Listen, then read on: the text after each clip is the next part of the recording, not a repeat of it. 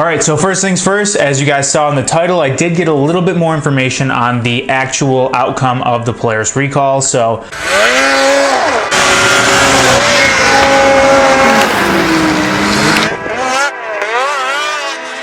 as we all know, the solution to that has been announced. I think it came out Thursday of this week. So I'm going to kind of go over what I found out. There's definitely going to be probably a more in-depth version from like Jesse James or maybe Upstate Blake, but I'll just kind of give you like a broad overview of what I found out, and we'll go from there. So first things first, it turns out most of the repair is replacing metal parts with plastic parts. There's a gasket that gets replaced, and then there's a sender card that gets replaced as well. What I'm finding out is it's about 1.3 hours of work for a matrix, about 1.1 for an axis sled. There are two different kits for the two sleds, so that's something to keep in mind. And apparently something that's kind of, it's not totally uncommon, but it's going to be definitely something to keep in mind with this recall. A picture has to be sent to Polaris once the recall is completed to be approved. So like I said, that's something to keep in mind. It's something that Bivens is slightly worried about because, you know, this is 250,000 sleds that are affected. It's not like it's one model of 1 year that needs a change. So that's a lot of pictures to send. One thing they were talking about with me is the picture, hopefully the clarity will be good enough in all situations. They won't have to retake it, because once the sled's put back together, they'd have to dig back into it, or they'd have to take the picture and leave the sled taken apart. So those are a couple things that they're concerned about. They did say they have 10 2023 units in stock right now that have to have the update done to them. So those are their first priority, and then beyond that, it's just kind of customers from there. So they did say that one struggle they're having is they're getting guys calling that bought from other dealers that are hoping Bivens can help them out with the recall, and Bivens is actually struggling just getting enough for their customers. So they're not able to help other guys at the moment, but they're hoping that's something they're going to be able to do down the line, because they have a lot of techs that can work on their sleds. Some dealers don't. I know of, you know, one specifically in my riding area that they're kind of a smaller dealer, so that'll be something that will definitely be tricky for them. All right, boys, the day has come sooner than I expected, but last day with the Lynx. I cannot believe I'm saying it. It's such a beautiful sled, such an awesome sled, but had the opportunity to pick something up for next year that I've really wanted to try. And I feel like it's something that's going to be like the sled to have next year, so I couldn't resist. I had to scoop it up. Super excited that Bivens was able to get me this sled, and gonna trade this in now, just they're giving me a really good value on it. I do think snowmobile prices are about to change with all the sleds that are coming in that people aren't keeping anymore, so I wanted to kind of get good trading value on this while I could. And yeah, I don't think you guys are gonna see this video until the fall, but I figured I would kind of share some of the process with you, and I'm definitely excited about the new sled. So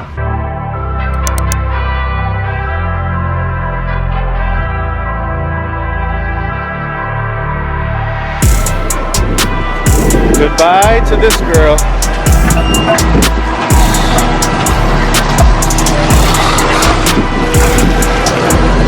Literally the shortest I've ever owned a snowmobile. I owned it for 2 months. Wow. Crazy. It's pretty great to see that. But in some more interesting news, as you guys just saw, I did trade my Lynx in. A daring move, if I will say so myself, and one that has not paid off. So at this point, I'm going to tell you guys what I bought. I typically like to keep it a surprise till I pick it up, but I can't see any other way to make this video without telling you guys. So I did order a Polaris Boost sled. Those came out and I couldn't pass it up.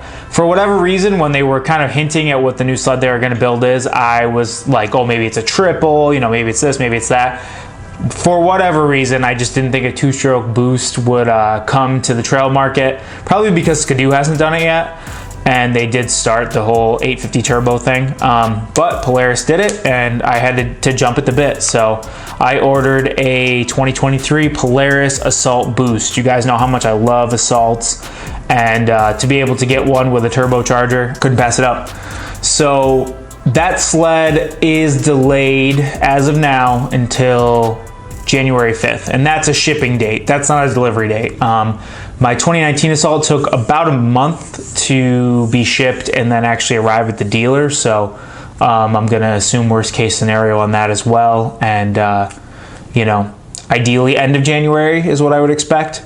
But that is definitely a bummer, especially with what I just said about trading in my links. And so thankfully, you know, I'm wearing the Bibbins shirt. I have to give such a shout out to Bibbins Sales and Service, Jeff Williams, Jeff Bibbins. They're so confidence inspiring as a dealer, and I'm so thankful to have built a relationship with them, because otherwise I'd be in a pretty tricky situation right now. First and foremost, they told me that I will be able to take my links back. It hasn't sold yet, so they're happy to honor the trade-in price and give me my links back, which is awesome. So whenever my boost does come in, I can trade the links in on that and still get the trade-in price they offered me. At the same time, I guess I should explain why I chose to trade it in. In past years, I've always privately sold my sleds. Typically, I get a little bit more money for them, but I will say with the Renegade, I think with the tax credit, would have pretty much got the same money for trade-in versus private sale. So with that, going into this one, I was really thinking about, you know, the Lynx is an expensive sled. We're in a crazy market for snowmobiles right now. They're really holding their value. So what could I get for it? And between the tax credit and the actual trade-in price, I was pretty much not losing any money. So based on that, I was like, yeah, I'll trade it in. These boost sleds are obviously very expensive, and to be able to recuperate any loss, you know, from one sled to another as best I can, I definitely want to do that. So that was why, for the first time in a very long time, I chose to trade a sled in. On that note, I really thought, based on what Polaris said, I was gonna have better luck this SNOWCHECK period than before. I've ordered, I'm just gonna go back to 2018. That would be the starting point with the 2019 850 Polaris Assault. I've ordered 5 sleds since then, one every year. Spring order, Snowmageddon, SNOWCHECK. Out of those 5 sleds, 3 have either shown up after December 30th or are tentatively going to show up after December 30th. So, yeah, I have had really bad luck with SNOWCHECKs. And from a, you know, YouTube perspective, I know some people won't care. There's a lot to be said about being the first person to pick a sled up, and that's almost content in its own. And every time there's a delivery video with a sled, I've seen that the views go down. So first guy gets a lot, second guy gets, you know, less but still decent, third on, you know, so on and so forth. Because of that, it's always a bummer when my sleds come in late, but I always, you know, do my best to persevere and make as good of content as I can, and always explore different things with them. This season especially, I have some great sponsors I'm looking forward to working with, and some parts that I want to put on the sleds and, you know, make content with them. So really a bummer if it comes in as late as they're saying. I will say, based on what I've experienced before, the first delay is not typically the date you'll get it. It's usually later, and I hate to say that. I know some guys have better luck, and I'm not saying that nobody will, but from what I've seen, my 2019 Polaris Assault got delayed from October to November, November to early December, and then it ended up showing up December 30th. My links got delayed to, I believe it was late December originally, and then I ended up picking that up mid to late January. I think I picked it up like January 17th. So I don't really have a lot of confidence that this sled's going to ship January 5th. I really think it's going to be later than that. So I would expect to genuinely get it probably in February. That's all I have to go off of is past experiences. So, in the past, Polaris has put out an updated shipping date, and then usually it's later after that. So there's at least one more update, especially this is October right now that we're filming this. I assume there's going to be more updates. There's still all of November, all of December. I doubt there's going to be no more delays between now and then. So we've all heard a lot of myths about, you know, what the builds are based on. You might think engine, you might think model. One thing I know I've heard a lot, especially this year, is tunnel/chassis color is kind of what it's based off of. all the black tunnels and chassis are built, and everything else, it depends. So I did talk to Bibbins, and they said there's a possibility of me being able to pick up a boost assault with a black tunnel. And if I can do that, I'm definitely gonna. That sled still has a tentative shipping date of November/December. So if I'm able to do that, I definitely want to pull the trigger and be able to, you know, make content as early as possible. Is it the sled I ordered? No. Is it close? Kind of. It's in the ballpark, but it's definitely not exactly what I ordered. But I'm committed to making content, and that's one of the most important things to me. And you know, I'm looking at it with an open mind, and it's really not. It's not the end of the world that it's not the colors I want. If I'm able to get that sled, you know, I'm gonna do it. So I definitely have a few options available, but if I'm being honest, I'm definitely disappointed. And I know I'll get the, what did you expect? It's COVID, it's this, it's that. I talked to Bibbins. 2022 snow checks for Polaris, they had 115. For 2023, they were cut down to 60. Polaris has been telling us this whole time, even with this recall going on, they've been building sleds. So, based on that, you were never gonna get me my sled when you said. You know, there were all these guarantees before December 15th, before December 15th. That was never gonna happen. I mean, if you've been building them the whole time and the recall doesn't affect new sleds, I was never gonna get it. And so you just, they weren't honest, or they weren't accurate, I guess is a better way to say that. And it's not the height of COVID anymore. You know, we can complain about supply chain issues. You know, that was last year, and that affected companies like Lynx and Skidoo and Polaris and even Articat. And this isn't last year. I'm sure there's still supply chain shortages, but they had all their reasons for why it wasn't going to be the same as last year, and so far it looks pretty similar. Probably one of the most frustrating aspects of it is these boost sleds were very difficult to get. If you knew a dealer, you had a good relationship with them, you got in early, and you were able to scoop one up. From what I heard, a lot of guys could get VR1 137s from pretty much any dealer they wanted, but if you wanted an Assault, and I gotta assume a VR1 129, or maybe nobody's talking about them, I don't know. It was trickier. You had to, like I said, have a relationship with a dealer, and you had to pay a premium, have a relationship with a dealer, in a year that snow checks were very limited, to be told January. And it's affecting a lot of guys in the YouTube scene. I know a lot of us ordered these this year. Ironically, a ton of us ordered these in the same color, which is kind of funny.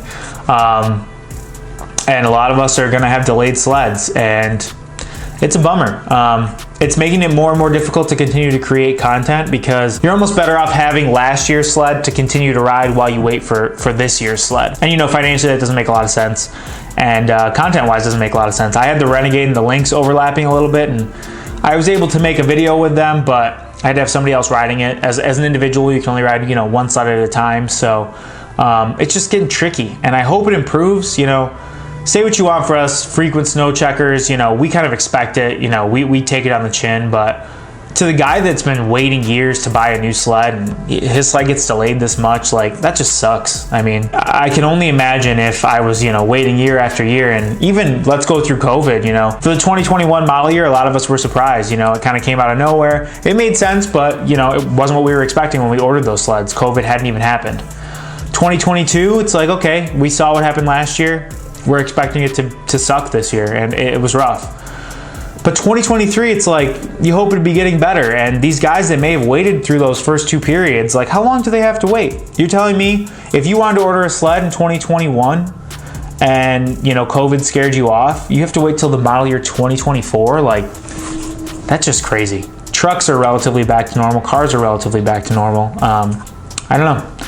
I know this recall is unprecedented, but like I said, if you look at what Polaris has said, it shouldn't have affected new sleds, and my new sled's not coming until most likely February, maybe the end of January, but it's a bummer. And I still think they build awesome sleds. I'm still excited for it when it does come, but I'm not gonna like lie about it and you know, be a cheerleader for something that's not ideal at all. So you guys got to know now what my new sled is, and I'm looking forward to making content with it. Whatever I'm riding early season, it's going to be whatever I'm riding. You know, my buddy Josh just got a new sled, so I want to be out there with him. I don't want to miss the beginning of a season, and let alone, like, not only because I don't want to miss riding with my friend, but I don't want to not be able to make content and all that. So definitely going to reapproach things going forward if I continue to order sleds.